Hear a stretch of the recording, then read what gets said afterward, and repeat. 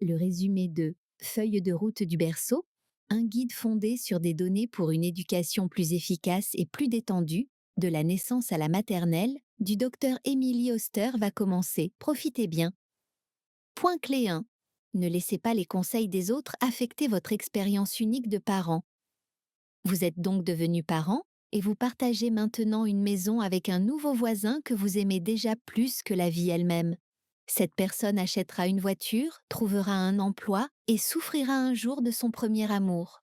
Mais avant que cela n'arrive, vous avez tant de choses à gérer. Une simple pensée vous fait frissonner.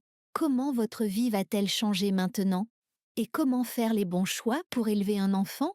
La première chose à faire est de demander conseil à d'autres mères expérimentées. Cependant, il ne faut pas croire que l'expérience d'une autre personne est universelle. Ce qui fonctionne dans une famille peut ne pas fonctionner dans la vôtre. Emily Oster, auteure de best-seller, se souvient de sa révélation, l'emmaillotage. On trouve sur Internet des centaines de conseils sur la manière de sevrer correctement son bébé de l'emmaillotage. Mais son fils Finn n'a fait que grogner de surprise quand Oster l'a mis au lit sans l'emmailloter à cause de la chaleur, et il s'est endormi paisiblement. Il n'y a pas eu d'artifice particulier et l'enfant est resté calme, même si l'expérience a été douloureuse pour la fille aînée, Pénélope. L'expérience obtenue avec un premier enfant ne signifie pas qu'il sera facile d'en avoir un deuxième. Cette situation a appris deux choses à Oster. En tant que parent, vous avez moins de contrôle que vous ne le pensez. Vous n'avez peut-être pas le contrôle, mais vous avez toujours le choix. La société met parfois beaucoup de pression sur les parents, surtout ceux qui n'ont pas d'expérience. Chaque conseiller sait mieux que quiconque ce qu'il faut faire. Si vous n'allaitez pas, l'enfant se développera lentement. Ma fille marchait déjà à cet âge. L'objectif du résumé est de rassurer les parents sur le fait qu'ils font tout bien et de les encourager à prendre des décisions en faveur de leur famille. Au lieu de solutions toutes faites, vous trouverez les données nécessaires sur la base desquelles vous prendrez vous-même des décisions. De plus, Oster a effectué des recherches scientifiques, de sorte que vous pouvez vous tourner vers les statistiques si vous éprouvez des difficultés à faire un choix. Point clé 2. Tout ira bien. Résoudre certains problèmes avant l'accouchement. Certaines femmes vivent l'accouchement avec facilité, d'autres avec douleur. Vous passerez entre 2 et 5 jours à l'hôpital en fonction du déroulement de l'accouchement. Après l'accouchement, vous aurez besoin d'un peu de temps pour accepter une nouvelle étape de votre vie. Essayez de prendre des décisions à l'avance.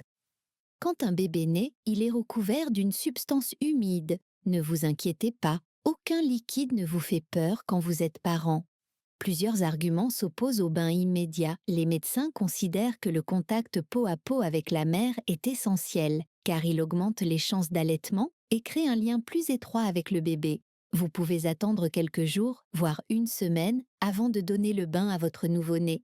Les infirmières vous demanderont si vous souhaitez envoyer le bébé dans le service de néonatologie ou le laisser près de vous. L'accouchement est fatigant et vous avez peut-être envie de calme. N'oubliez pas que les bébés font beaucoup de bruit. Certaines études soulignent les risques de décès des nourrissons dans une chambre partagée. 14% des enfants risquent de tomber du lit, car leur mère s'est endormie en les tenant. Prenez la décision qui vous convient. Dans tous les cas, il ne se passera rien de mal si vous dormez plusieurs heures seul. Par ailleurs, le bébé perdra du poids après la naissance.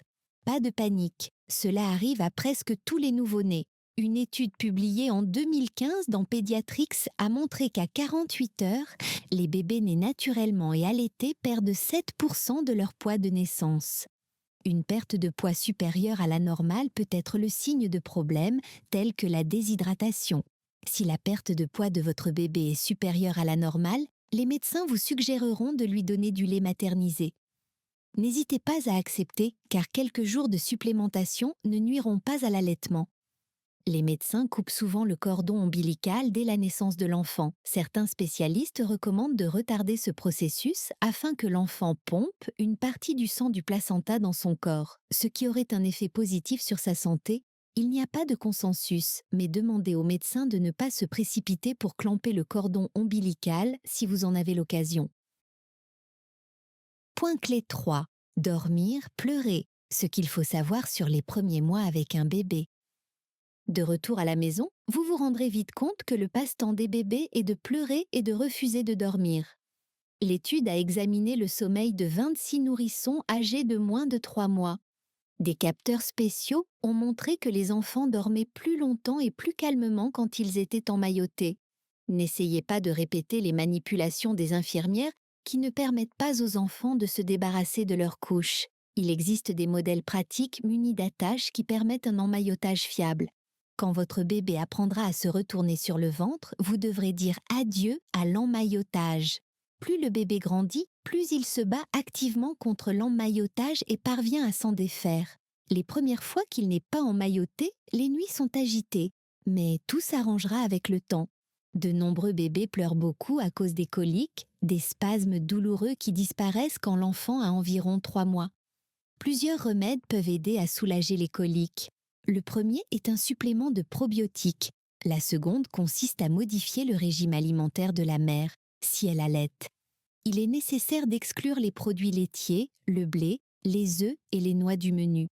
N'oubliez pas de prendre soin de vous. Les nuits blanches et les pleurs incessants augmentent le risque de dépression et d'anxiété post-partum. Essayez de trouver une occasion de vous détendre. Rien de terrible ne se produira si vous prenez un bain et laissez le bébé un moment.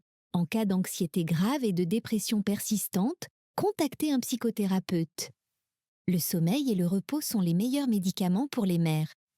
Votre corps subira également des changements après l'accouchement. La peau tendue disparaîtra avec le temps. Certaines femmes peuvent retrouver leur forme d'avant, mais beaucoup ne peuvent pas se débarrasser d'un petit ventre. En ce qui concerne l'intimité, certains médecins estiment qu'il faut attendre 6 semaines après l'accouchement avant d'avoir des relations sexuelles. Si vous vous sentez prête à avoir des relations intimes plus tôt, alors allez-y. L'essentiel est de se préparer émotionnellement et d'utiliser des contraceptifs. Vous pouvez faire des exercices légers 1 semaine après l'accouchement naturel. Augmentez leur intensité progressivement en consultant un médecin. Le saviez-vous ? Les coliques du nourrisson ne sont pas un diagnostic médical. Il s'agit souvent d'une étiquette pour les enfants qui pleurent constamment, sans raison apparente. Point clé 4. L'allaitement n'est pas une obligation en tant que mère, c'est parfois un choix. Seuls les chercheurs paresseux n'ont pas parlé des avantages de l'allaitement. Ils pensent que c'est bon pour la mère et le bébé. Les bébés allaités dorment mieux et tombent moins souvent malades. Les mères ont un contact affectif plus étroit avec leur bébé et économisent de l'argent sur l'achat de lait maternisé. De nombreux scientifiques ont étudié le lien entre l'allaitement et la santé du bébé. Le lait maternel contient des anticorps qui protègent le bébé contre les maladies. Dans les années 1930, des scientifiques scandinaves ont évalué le QI de 2 groupes d'enfants à l'âge de 5 ans, ceux qui avaient été allaités pendant moins de 3 mois et ceux qui avaient été allaités pendant plus de 6 mois. Les auteurs ont déclaré que les enfants ayant reçu du lait maternel pendant plus longtemps présentaient un niveau d'intelligence plus élevé. Cependant, les mères qui allaitent sont plus riches et plus éduquées. Plusieurs études comparent les enfants d'une même famille. Quand la mère allaite le frère et que la sœur n'est pas allaitée, les chercheurs ne constatent pas de différence significative entre leur intelligence. Le docteur Benjamin Spock a écrit que les mères devraient essayer d'évaluer l'allaitement. Vous pouvez l'apprécier, mais vous pouvez aussi en souffrir. L'allaitement n'est rien d'autre qu'une expérience négative pour certaines femmes, alors ne vous blâmez pas si vous décidez que ce n'est pas fait pour vous. Rappelez-vous que le processus d'allaitement peut être complexe. Certaines femmes se plaignent d'une lactation insuffisante, tandis que d'autres se plaignent d'une lactation excessive. Certaines femmes ne supportent pas les sensations douloureuses pendant la tétée. Les mamelons peuvent se fissurer, et c'est pourquoi les femmes les humidifient constamment. Le refus d'allaiter ne fait pas de vous une mauvaise mère. S'il s'agit d'un choix délibéré, il sera bénéfique pour vous et votre bébé. Si vous craignez que l'allaitement soit synonyme de régime strict, voici une bonne nouvelle.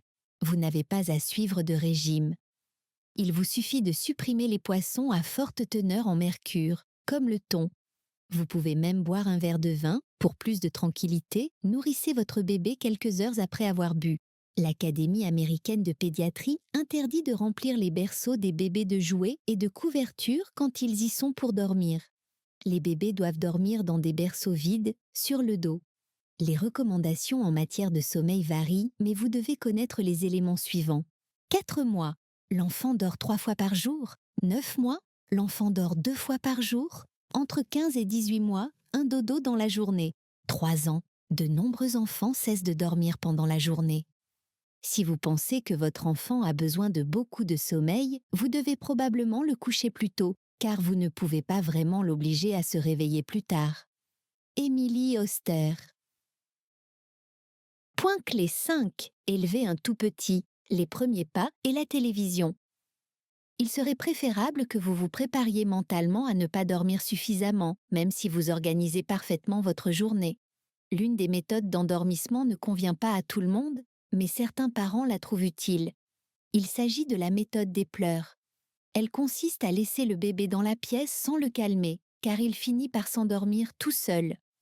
Une étude menée en Suède en 2004 a montré que la méthode rendait la relation entre les enfants et les parents plus chaleureuse.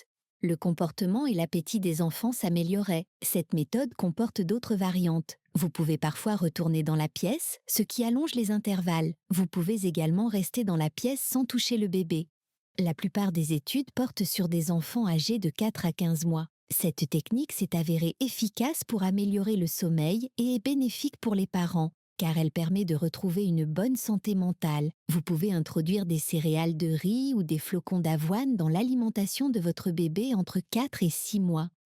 Après quelques semaines supplémentaires, vous pouvez lui donner des légumes et des fruits. Donnez-lui d'abord des légumes pour qu'il ne comprenne pas que les fruits sont plus savoureux. Au bout d'un mois, introduisez la viande dans l'alimentation. Servez le tout sous forme de purée. Faites un jour de carence entre les nouveaux types de produits pour détecter l'apparition d'une allergie.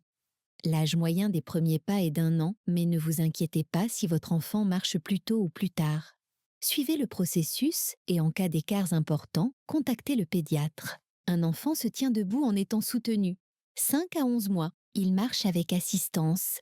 6 à 13,4 mois, il se tient debout seul. 7 à 17 mois, il marche de façon indépendante. 8,2 à 17,6 mois.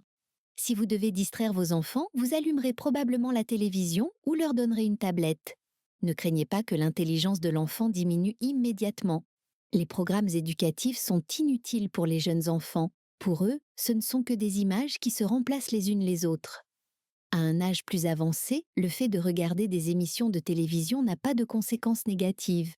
De plus, les enfants qui ont regardé davantage la télévision entre 3 et 5 ans ont obtenu de meilleurs résultats à l'école. Quoi qu'il en soit, il faut savoir faire la part des choses. Passer sa journée avec une tablette pour un enfant de 2 ans n'est guère utile. En revanche, si vous jouez ensemble à des jeux éducatifs pendant une demi-heure par jour, vous êtes sur la bonne voie. 1 heure passée à regarder la télévision au lieu d'1 heure où les enfants courent et crient est plus bénéfique pour les enfants et pour vous. Point clé 6. N'ayez pas honte si vous utilisez les services d'une baby-sitter. Vous prenez soin de l'enfant en choisissant un revenu supplémentaire. L'un des principaux différends entre les femmes est le travail. Les mères qui vont travailler et les femmes qui restent à la maison éprouvent les mêmes problèmes de conscience. Certaines femmes ne passent pas assez de temps avec leurs enfants, d'autres ne veulent pas passer des années dans l'isolement. Vous pouvez décider si vous êtes une mère au foyer ou une mère au travail en répondant à 3 questions. Que voulez-vous vraiment? Quelle est la meilleure solution pour l'enfant? Qu'adviendra-t-il du budget familial si vous quittez votre emploi? De nombreuses femmes retournent au travail car elles aiment ce qu'elles font. D'autres se sentent heureuses en consacrant leur vie à la famille. Des études ont montré que le fait de rester à la maison n'affecte pas la réussite future de l'enfant. Certains chercheurs estiment également que les parents qui travaillent donnent un excellent exemple à leurs filles. Les filles sont plus enclines à travailler et sont moins sujettes aux stéréotypes de genre. Tenez toujours compte de l'aspect financier. Si c'est essentiel pour votre budget, ne vous sentez pas coupable de retourner au bureau. L'argent, c'est plus d'opportunités pour la bonne vie de votre enfant. Tout en travaillant, vous pouvez confier votre enfant à une nounou ou à une crèche. Trouvez plusieurs nounous et plusieurs crèches qui répondent à vos besoins. Comparez toutes les options et choisissez celle qui vous semble la plus optimale. Analysez également l'aspect financier de la question. Voici les critères pour les crèches auxquels vous devez prêter attention. Il n'y a pas de prises et de fils ouverts. La pièce et les jouets sont régulièrement désinfectés et les berceaux sont construits en toute sécurité. Il existe de nombreux types de jouets, éducatifs et musicaux. Les enfants disposent de suffisamment d'espace pour ramper et jouer. Les enfants se promènent à l'extérieur. Les éducateurs consacrent suffisamment de temps à chaque enfant et éduquent les enfants. Le choix d'une nounou est plus compliqué. Vous devez vous fier à votre instinct et à votre confiance. Il doit s'agir d'une personne ayant de l'expérience, une formation pédagogique et la capacité de jouer d'un instrument de musique. C'est vous qui décidez. Des études ont prouvé que les enfants fréquentant une crèche et les bébés élevés par une nounou réussissent aussi bien à s'adapter à la société. Ne craignez donc pas qu'un enfant qui ne va pas à la crèche devienne asocial. N'oubliez pas que les enfants tombent plus souvent malades à la crèche, mais que leur immunité est plus robuste. Ils ont également de meilleures aptitudes verbales et cognitives, mais leur comportement est moins bon. Ne jugez jamais les choix des autres parents. Conclusion du résumé. 2 éléments constituent les règles essentielles de l'éducation des enfants. Votre enfant est une personne avec des besoins et des désirs propres à lui. Vos besoins et vos désirs sont également essentiels. Tant que l'enfant est petit, il dépend de vos décisions. Il est donc essentiel de prendre des décisions en s'appuyant sur des faits avérés. Nous construisons notre expérience sur des erreurs et vous pouvez toujours faire des recherches ou consulter un médecin. On ne peut pas forcer un tout petit à expliquer ses besoins et à arrêter de crier. Le plus souvent, les enfants eux-mêmes ne savent pas pourquoi ils font des caprices. Ne vous mettez pas en colère, ne criez pas et ne les frappez pas. Plus vous serez calme, moins l'enfant aura envie de se mettre en colère. Si nécessaire, allez dans une autre pièce pour respirer et vous calmer. Mais il faut apprendre aux enfants à gérer leurs émotions. Créez un système de récompense et de punition et soyez cohérents dans leur application. La discipline d'un enfant commence par la capacité du parent à contrôler ses émotions. Après la naissance d'un enfant, votre identité ne disparaît pas. Vous êtes la même personne avec des besoins et des ambitions. Ne changez pas votre personnalité sous prétexte que vous avez un enfant. Vous pouvez enseigner davantage en restant une personne polyvalente. Vous recevez beaucoup plus que vous ne donnez. Les moments des premiers pas ou du premier mot de votre enfant sont inoubliables.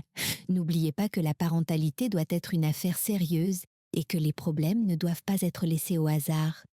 De nombreuses joies vous attendent également, alors ne réfléchissez pas trop aux problèmes potentiels, détendez-vous et profitez du temps passé avec vos enfants. Levons notre verre à l'utilisation des données quand elles sont utiles, à la prise des bonnes décisions pour nos familles, à notre volonté de faire de notre mieux et, parfois, à notre volonté de ne pas y penser. Emily Oster. Essayez ce qui suit.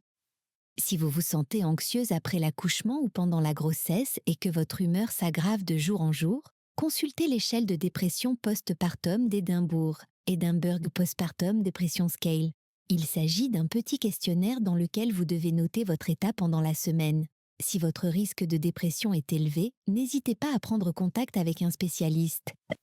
Résumé fini. Prenez le temps de l'évaluer afin que nous puissions vous aider à vous développer de la meilleure façon possible.